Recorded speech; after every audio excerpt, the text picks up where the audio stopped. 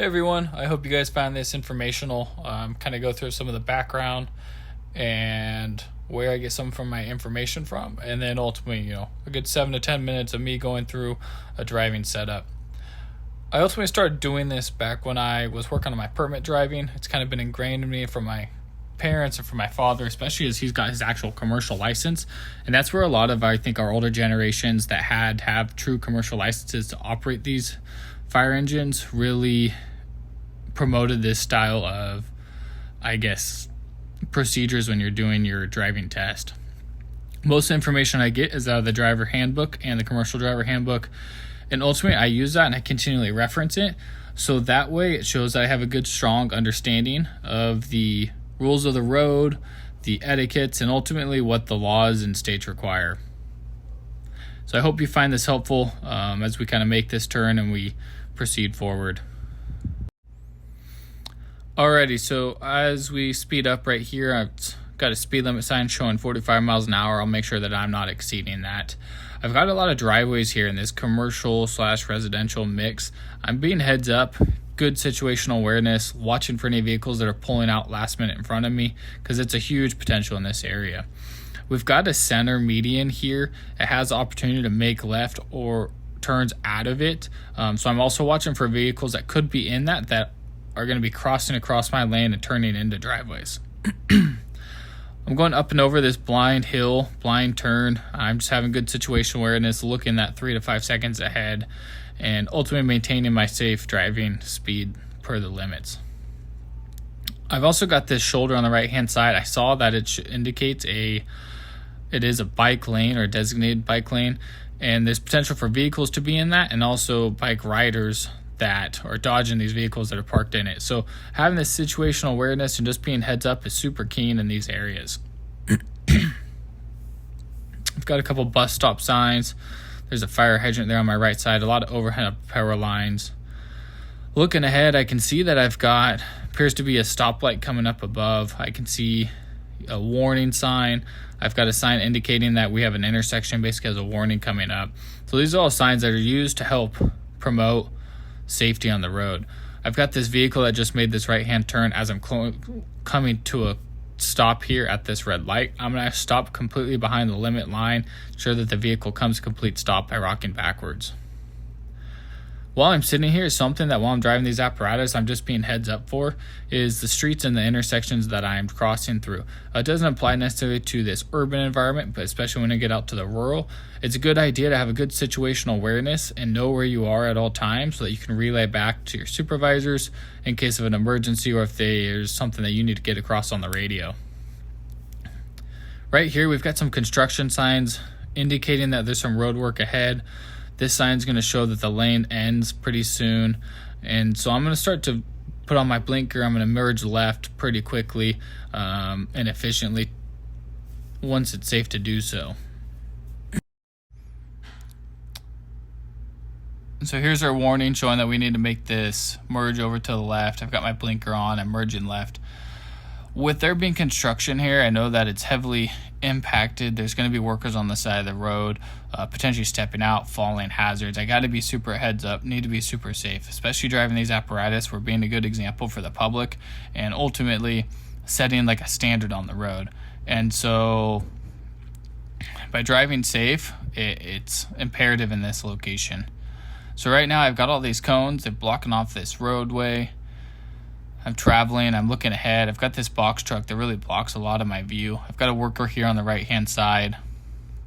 A lot of the vehicles in front of me are coming to a stop, so I'm stopping behind them, safe distance.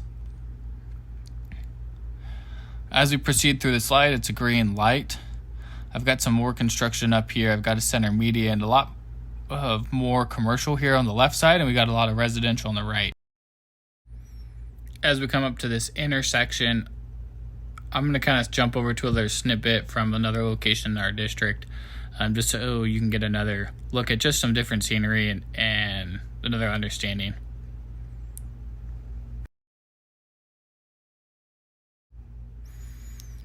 All right, so right here we're going through a residential neighborhood. Being on a residential street, I know that the speed limit's regulated 25, however this one's otherwise specified. tell about right here. Then it says 25 miles an hour. So as I make this right-hand turn, I'm on this street that does not have any center median. It's no center divide. There's a couple washes out here during rains. I might be heads up for any water coming through this location. Big thing is there's a lot of vehicles on the side of the road. What's that mean is that there's pedestrians coming out. I'm looking for them. Being residential, I'm expecting kids who honestly aren't looking both directions. They might be hidden by the vehicles even more than an adult. So through these areas, I'm really taking it slow. And even though it says 25, I don't have to go 25.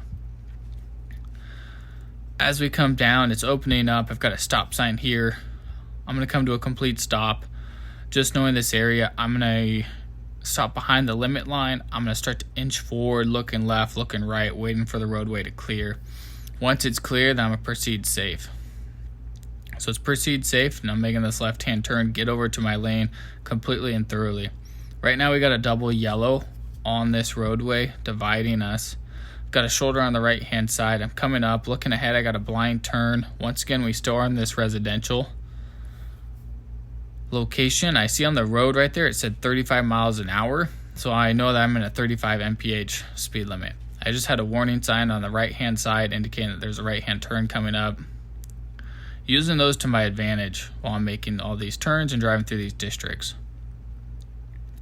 Once again, here's another warning showing a right hand. It's giving a recommendation, being that it's yellow, of 35 miles an hour. It's not the law. It's just recommending that you proceed.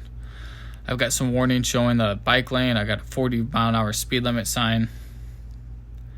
I've got a vehicle traveling ahead of me. I'm maintaining this safe 2 to 3 second following distance. As I come down this road, I'm noticing the road's opening up. I've got some center turn lanes. I've got some dash lanes. I'm going to be making a left-hand turn at the next intersection. And so I'm going to start to put on my blinker soon. I'm going to merge over when safe. I don't want to merge over too soon that this vehicle is cutting me off, but I also don't want to merge over so late that I have a vehicle behind me.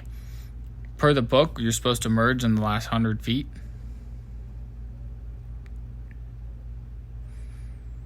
Right now I got a red light. I'm being heads up for the location that we're at. We're at a T intersection. I'm pausing for 1 to 2 seconds after it turns green, ensuring that any late stragglers getting through the light are not impacting our vehicle. So right here I've got a center median. I've got a number 1 and a number 2 lane. I'm traveling in number 1 lane. I see the number 2 lane is ending. I've got a sign indicating that it's ending, and I'm proceeding forward.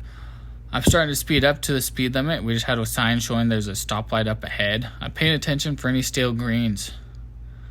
Stale greens are lights that are going to turn from green to red on you quickly, and that's usually because it's been up for a while. You start to learn what areas have those, so just being heads up for that.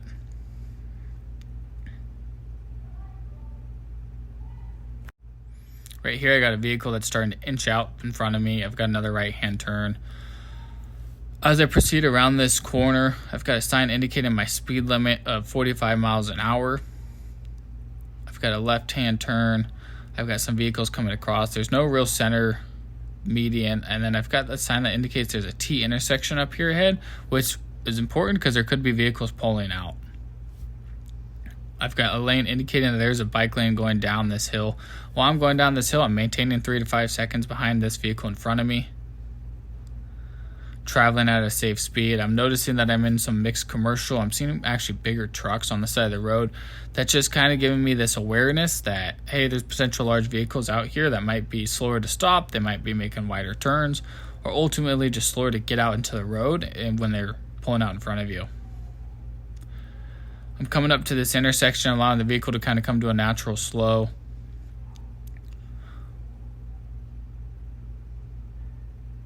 Once I get close enough, I'm going to stop behind this vehicle in front of us, maintaining enough distance that I can get out from behind the vehicle if we had some sort of emergency response. Taking note of the intersection. This is a large intersection.